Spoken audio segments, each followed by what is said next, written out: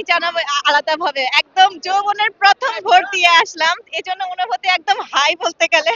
যাই হোক ফাইনালি যোগসুটা হলো এর জন্য খুবই আনন্দিত।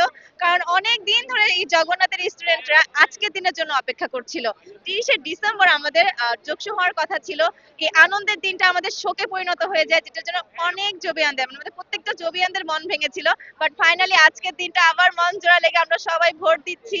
আর কেন্দ্রে যাচ্ছি সবাই আনন্দ ফ্রেন্ড সার্কেল নিয়ে আনন্দ করছে এর চেয়ে বেশি আর কি চাবো আর প্রার্থীদের কথা কি বলবো সবাই যোগ্য কারণ সবাই আমার ক্যাম্পাসের আমি আলাদা করে কিছুই বলতে চাই না সবাই আন্দোলন থেকে শুরু করে সবকিছুতেই ছিল বাট সামনে যারা আসবেন আমাদের নির্বাচিত প্রতিনিধি হয়ে অবশ্যই আশা করবো আপনারা যে ইস্তেহারগুলো দিয়েছিলেন বা আমাদের যে প্রত্যাশা দেখিয়েছিলেন সেই কল্যাণগুলো আপনাদের হাত ধরে আমাদের এই জগন্নাথের হোক।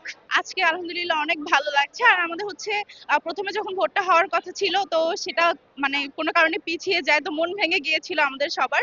তো একটা এক্সপেকটেশনের লেভেল হচ্ছে অনেক জিরো হয়ে গিয়েছিল তো অনেকদিন মানে এই 6 তারিখ আজকে ভোট অনুষ্ঠিত হলো তো অনেক অনেক ভালো লাগছে আর কি আমাদের। তো যে সমস্যাগুলো অনেক বেশি আমাদের হচ্ছে পরিবহন ব্যবস্থা বা আমাদের ক্যান্টিনের ব্যবস্থা, সেকেন্ড ক্যাম্পাস, আবাসন ব্যবস্থা, বৃত্তির ব্যবস্থা যেগুলো খুব মানে বেসিক যেগুলো আর কি নিড মানুষ আর কি স্টুডেন্টদেরকে এগুলো তাড়াতাড়ি সলভ করলে আমার মনে হয় ভালো হয় আর কি আমাদের চাও এটা।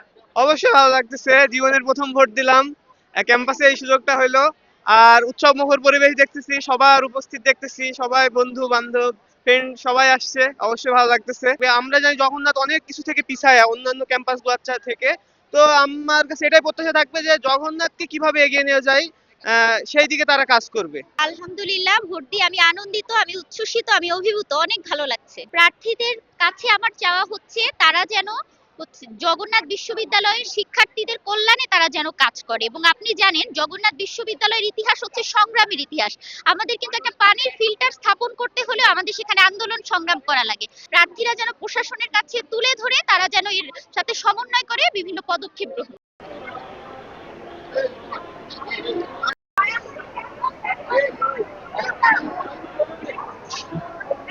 আসলে মানে আজকে সকাল 7টা পর্যন্ত মনে হচ্ছিল যে আদৌ আজকে ভোট হবে কিনা, সেই জায়গা থেকে ভোট দিলাম, খুবই ভালো লাগছে।